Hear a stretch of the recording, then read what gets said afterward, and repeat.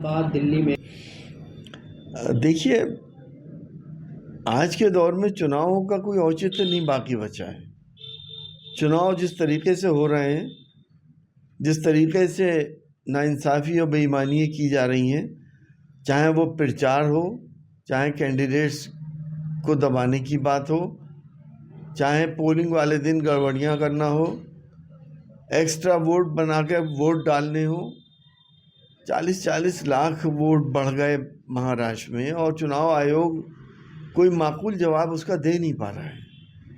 तो चुनाव होने की अब ज़रूरत ही क्या है? अब हमारे हिसाब से तो अगर यही बेईमानियाँ होती रहेंगी तो लोकतंत्र कहाँ पहुँचेगा। और सभी को मालूम है कि लोकतंत्र अब आखिरी सांसें ले रहा है हिंदुस्तान के अंदर, और आगे क्या होगा ये हमें और आपको सब लोगों को सोचना पड़ेगा। प्रवेश साहिब वर्मा।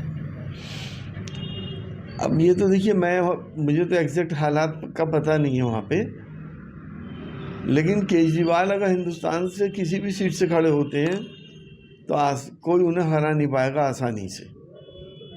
वहाँ क्या हुआ है, सब कैसा प्री प्लान था या हकीकतें थी, ये तो अब ऊपर वाले ही जानता है।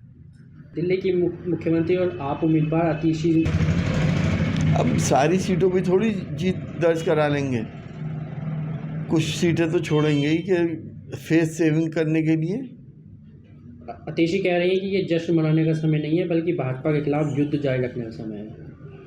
देखिए, हर हिंदुस्तानी का फ़र्ज़ है कि लोकतंत्र और संविधान बचाने के लिए वो युद्ध के लिए तैयार है।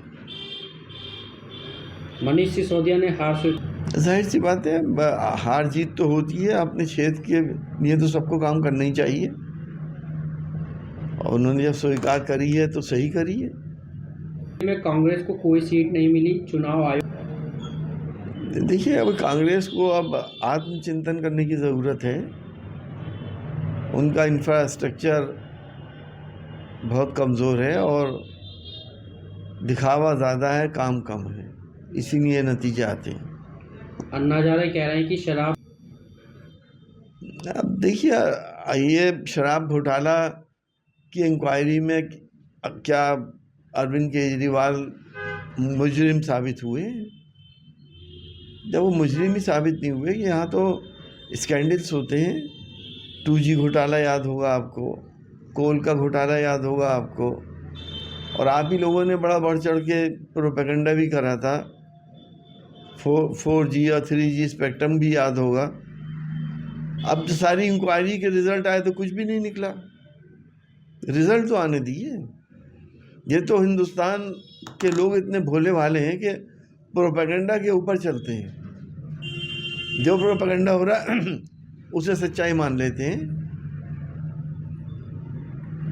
इल्तिजाम मुफ्ती। मैंने कहा ना आपसे कि आज के दौर में लोकतंत्र सिसकियाँ ले रहा है।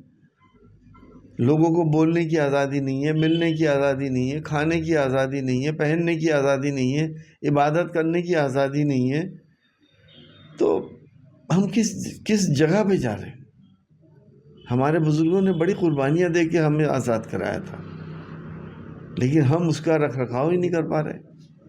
TRS के कार्यकारी अध्यक्ष। देखिए, ये हकीकत से परे चीज़ें हैं।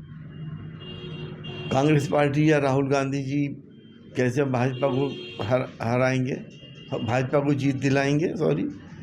तो ये तो एक सियासी बयान है उनका।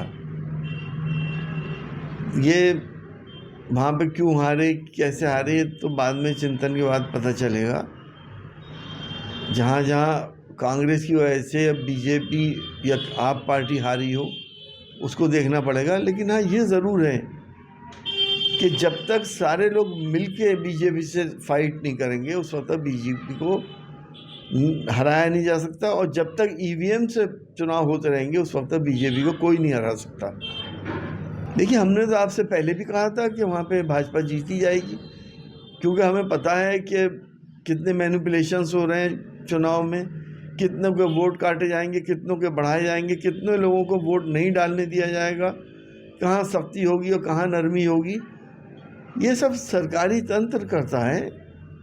और जब फ्री एंड फेयर इलेक्शन अगर हों, उसमें हार होती तो हम उसको एक्सेप्ट करते, लेकिन जब फेयर इलेक्शन ही नहीं है तो हम क्या कह सकते हैं। मिल्कीपुर एडमिनिस्ट्रेशन पर कई तरह के एलिगेशन भी लगे थे उस दौरान। नहीं, ऐसे तो कुंदर की विधानसभा में संभल के एडमिनिस्ट्रेशन भी बहुत उंगलियां उठी थी, और मुरादाबाद के एडमिनिस्ट्रेशन पे भी उठी थी।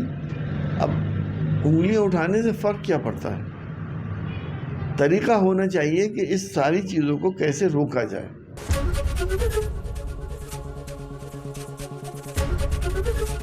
एबीपी गंगा, खबर आपकी, जुबान आपकी।